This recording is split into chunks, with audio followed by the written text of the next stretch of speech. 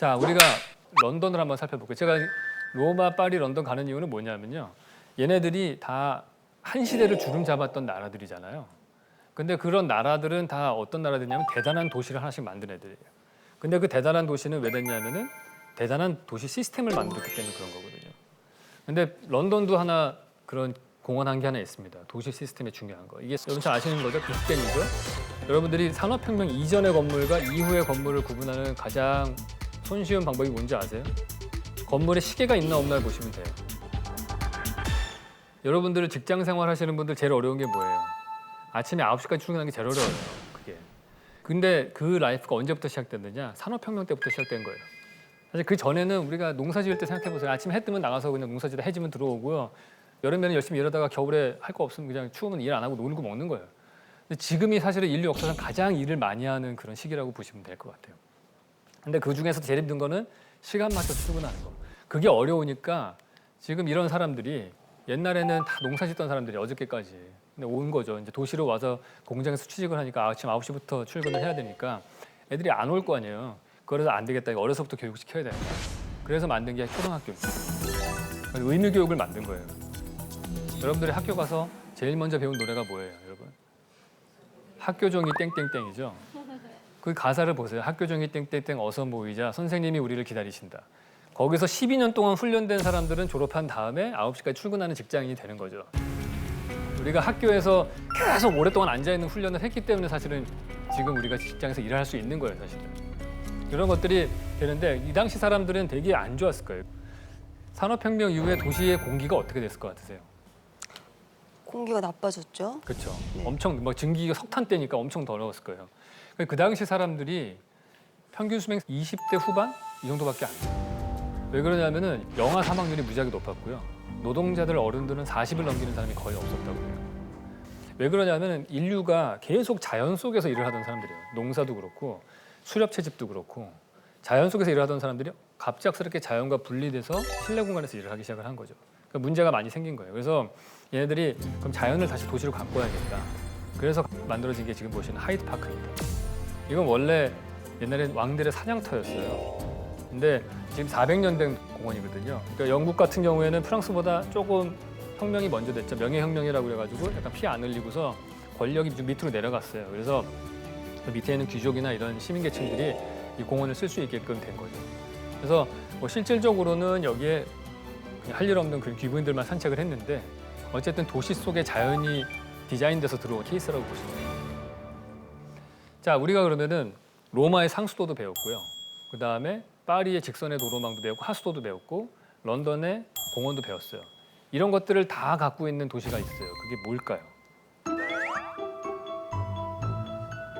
뉴욕, 네, 맞습니다. 뉴욕이 대표적입니다. 맨하튼. 네.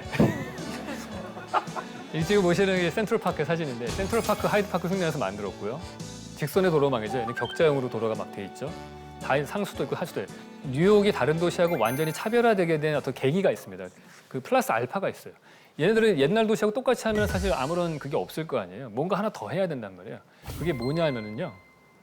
엘리베이터하고 전화기예요. 그래서 그게 엄청나게 도시를 바꿉니다. 지금 보시는 거가 그 엘리베이터의 모습입니다. 이게 오티스라는 사람, 여러분들 엘리베이터 타시면 밑에 자주 보죠. 오티스가 제일 많을 거예요. 그 오티스라는 사람, 미국 사람인데 이 사람이 엄밀하게 말하면 최초의 엘리베이터 안전장치를 만든 사람이에요. 지금 보시면은 사진 밑에 톱니가 이렇게 뾰족뾰족하게 나와 있어요. 그림 밑에 보시면 그게 이제 떨어지면 척석하고 걸리게 돼 있는 거거든요. 저거를 자기가 만국박람회장 같은 데 가서 막 시연을 하는 거예요. 자기가 직접 타고서 줄을 끊어서 나 안 죽는다 이걸 자꾸 보여줘서 실험을 해서 많이 팔았어요. 그런데 선우선 씨한테 제가 질문인데요. 소공녀, 신데렐라, 시크릿 가든의 길라임 씨의 공통점이 뭔 것 같으세요? 부모님이 안 계신다는 거? 그것도 맞네. 예, 그 생각 제가 못했는데 셋의 공통점은 꼭대기에 산다는 거예요. 다락방에. 그러니까 옥탑방에 살잖아요, 길라임 씨. 모든 신데렐라 스토리는 다 위에서 살아야 돼요. 왜냐하면은 옛날 사람들은 꼭대기 다락방이 제일 못 사는 사람들이 살던데요. 8층짜리에 꼭대기까지 걸어 올라가면 얼마나 힘들겠어요. 그러니까 집주인들은 보통 2층에 살아요. 1층은 침수가 되기 때문에 그다음에 마차 뭐 소리도 시끄럽고 2층 정도쯤에 살고요. 그래서 꼭대기층이 하인들이 살는 공간이었는데 엘리베이터가 나오면서 확 바뀌었어요. 엘리베이터가 나오서 뉴욕에 막 이런 우후죽순 막 이런 높이 2, 30층짜리 건물들이 들어서니까 꼭대기층이 부자들이 사는 동네가 된 거예요. 다 펜트하우스가 생긴 거죠. 그래서 뉴욕에 지금 이런 엠파이어 스테이트 빌딩 같은 것들, 그래서 고층 건물이 쓰는데 상상을 해보세요. 우리가 유럽의 도시들하고 뉴욕이라는 도시를 한번 비교를 해보시면은 한쪽은 2층짜리 건물이고 한쪽은 2, 30층짜리 건물이에요.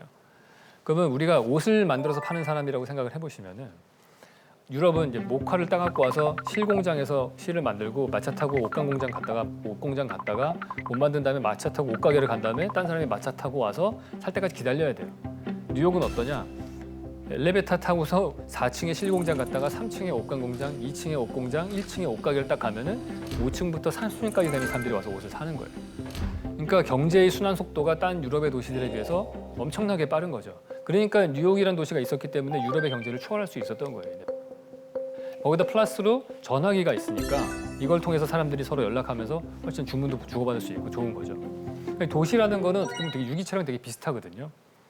왜 유기체랑 비슷하냐면요. MIT에 호로비츠 교수라는 분이 있는데 호로비츠 교수가 뭐로 노벨상을 받았냐면은 이분이 DNA를 다 분석을 했어요. 이 DNA는 무슨 기능을 가졌는지 다 봤더니 그중에 어떤 DNA 코드가 자살을 유발하는 그런 DNA 코드가 있는 거예요. 그러니까 세포가 알아서 때가 되면 자살을 하게끔 하는. 그게 뭐냐면 여러분들의 몸의 모든 세포들은 어느 일정 시간이 되면 다 자살해요. 그래서 세포가 새로운 걸로 교체가 돼요. 그러니까 3년 정도 지나면은 몇 개의 뼈 세포를 제외하고는 다 새로운 걸로 바뀐다고 보시면 될 것 같아요.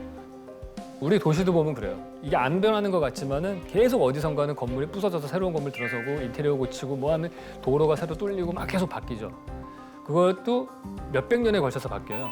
혹은 몇천 년도 있고. 그러니까 사람의 라이프 스팬보다도 더 길어요, 이게. 도시라는 거. 그래서 사실 우리가 컨트롤할 수 있는 존재가 아닌 거죠. 도시라는 존재는 유기체처럼 자기 스스로 길을 찾아가는 그런 존재처럼 보이기도 합니다.